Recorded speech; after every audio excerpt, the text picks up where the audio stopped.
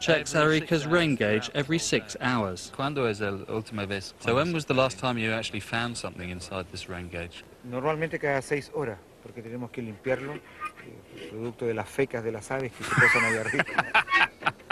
Okay, he freaked me then for a minute because he said he usually finds something every 6 hours inside this thing, but it's not water, it's bird shit. And when was the last time you actually found some water in there? Agua, acá no, solamente una llovizna en el periodo de enero y febrero, no rain. Okay, so there's you can find a bit of drizzle every now and again in January and February, but there's no rain. No hay nada lluvia. There's absolutely no rain. Good, que bueno. Phew. But I had a niggling doubt about the least utilised rain gauge in the world. The waitress at my hotel said it rained in February. Was she talking about drizzle, or was there a larger problem? This is the official Arica rain gauge, but it's at the airport, outside the town. Is there any rain in Arica, the ciudad? Por lo menos durante este año sí, cayó agua. Cayó agua okay. Y lamentablemente produjo mucho daño. Mucho daño, sí. So, as I say, we're about 15 k's from the actual city here, because we're out at the airport. I was just wondering if there is ever any rain in the city itself, and he says, yes, there is. So, is it the driest place on Earth? Because this Met station is out here, the city's over there. Entonces, Arica es la ciudad más seca en Chile, en el mundo? No, no necesariamente. El sector más seco que tenemos en Chile es hacia el interior de Antofagasta. Ah, that's rather interesting. Yeah, he says there's a region just inland from Antofagasta, which is down the coast, which he reckons may well be drier than Arica. Gracias. I couldn't believe it. The chief meteorological officer was telling me there might be a drier place than Arica. It certainly cemented my disappointment. I'd come in search of the driest town on Earth and found the city of eternal springtime. It may have been proof that with technology you can tame any environment, but it wasn't exactly a tough life. However, the next day, at Arica's Azapa Museum, I got an insight into life here before technology. Professor Calajero Santoro is an archaeologist. He works with the oldest mummies in the world. They will show you the details of how is the preservation of these bodies. Cool. The skin is like leather, isn't it? The skin is, yeah. It's because there is no rain, the soil is very salty. Salt helps the preservation. Salt helps the preservation, yeah. These are the remains of the Chinchorro people, ancestors of the Incas. They began mummifying their dead sometime around the beginning of the 5th century BC, and the treatment didn't just apply to adults. Baby. Wow. You can see the skin is very still like it was dead a few days ago, a few years ago. And yet, how old is this? It's 2,500 years old. Really? It's odd, but it looks like a sort of a dried fruit. Yeah. The baby was extraordinary, but the final body Calajero showed me was the most horrific. A full set of teeth. Yeah, this is better preserved than the other one over there. It was toenails? Yeah. And the fact that it's so beautifully preserved is all down to the aridity of... Yeah. Geographic. It is amazing, you know, because in few months you can get the body dishydrated and mummified.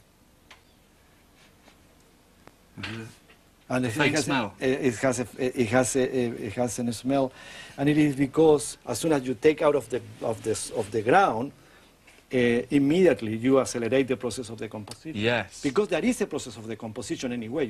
But it's very slow. Very, very slow. Dating from before the geoglyphs, these mummies were proof that this area had been dry for at least 5,000 years. Buried with no protection other than a thin coating of mud and a textile covering, any rain and they would have decomposed. Before I left, I couldn't resist asking Calajero whether he thought there was somewhere drier than Arica. People have intimated to me that there may be other places that are more dry still than Arica. Yeah. Do you have any views on that? Yeah, my impression is that when you move from outside of the coast, and if you move a little bit south of Arica, around the Antofagasta area, I think you will find the driest places. Drier still. Drier yeah, still than Arica. Yeah, because there will be almost no humidity in the air, will be almost no rain at all in the year, and it will be very hot. Yeah. That sealed it. 2 people had now told me this wasn't the driest town on Earth. A little light went on in my head. Perhaps I, Nick Middleton, mid-latitude geographer, might just be the man to discover the true driest town. I'd been to the driest town on Earth, only to be told that it wasn't. And in search of somewhere that was, I was heading south to Antofagasta, close to where I had started my journey. But Professor Santoro had told me that, as I headed south, I'd passed the site where his mummies had been found, and I couldn't resist taking a look for myself.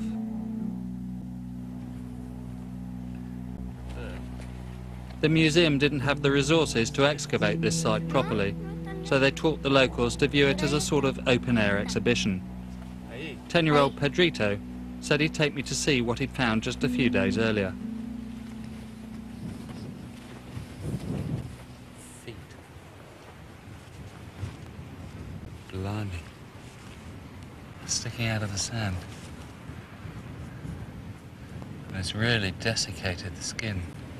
I shuddered to think what was on the other end of this foot, or this strangely bejeweled hand. But it was only when Pedrito left me that I really scared myself. I don't know if that's what I think it is. But,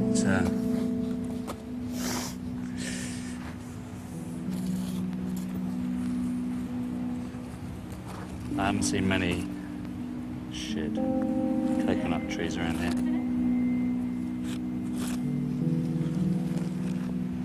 Shit.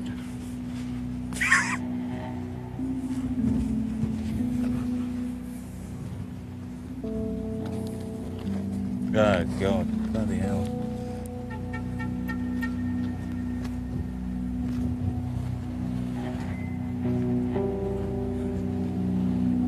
That's certainly not a coconut. Shit, I don't know what to do with that now. Shit.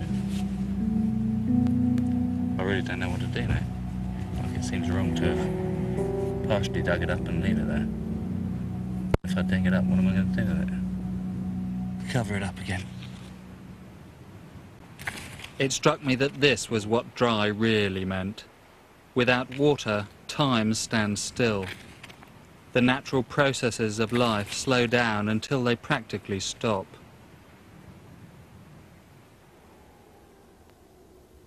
I took this as a good omen. I'd found a mummified skull. Next discovery, the new driest town in the world. I was in the right general area, but what I needed were some rainfall records. My map showed a string of towns that looked promising along Route National 5. But I made the false assumption that a town on a map was a town full of people taking meteorological records. Not so in this part of the Atacama. Everywhere I went, the people had left, and the towns were slowly crumbling into the desert. It was only when I got to a place called Chacabuco that I found some life and got some answers. Buenos días, señor. Buenos días. Buenos días. Adelante. Hola, gracias, gracias. Buenos días. Buenos días. Señor, soy de Inglaterra y yo busco para... I'm looking for a town or a village here that might have meteorological records. ¿Hay unas cosas como este aquí? No, aquí nada. It was a relief just to find someone to talk to, but the man said that any records that had been kept here were burnt by the army many years ago.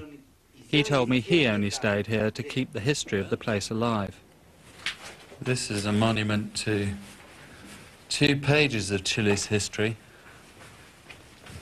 It was built as a saltpeter mine, and saltpeter fueled the economy in the early part of the 20th century.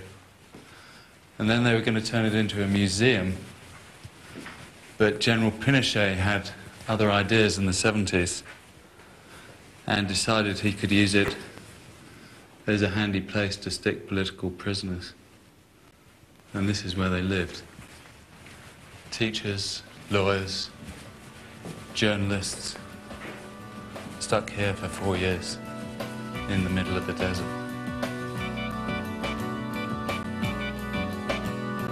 Not all the mines along Route 5 had become prison camps, but they were all abandoned. With the development of synthetic nitrate fertilizers in the 1920s, the market for saltpeter collapsed. My search didn't look too promising. It's just a tread of ghost towns. The people have just evaporated into this unforgiving landscape.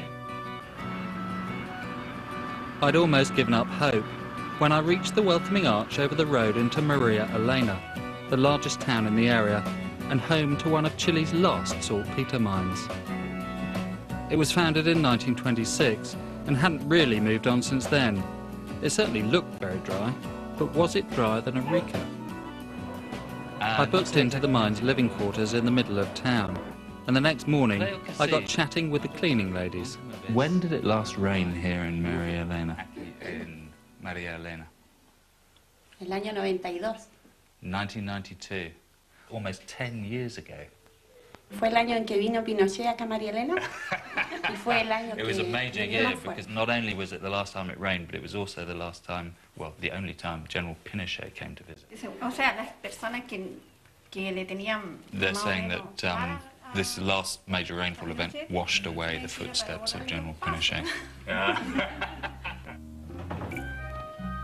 The ladies suggested I speak to someone at the mine, so I rang up on the off chance, and since not much happens around here, I got an appointment that afternoon to meet with the chief administrator. Okay. Marco Hiron's office was littered with papers, and from the confusion he produced patchy records from various stations in the region. But for Maria Elena itself, it was all a bit thin. Here we have the Maria Elena reports. Okay, for Maria Elena. Fecha precipitación. 15th of May 2000, 0.9 millimeters. Yeah. ¿Eso es todo? Yes. Okay, it's a pretty dry place. Marco only had a year's records, and they were from a Met station that wasn't actually in Maria Elena. It's in Coya Sur. 7 kilometers of the south Right. of Maria Elena. So these are actually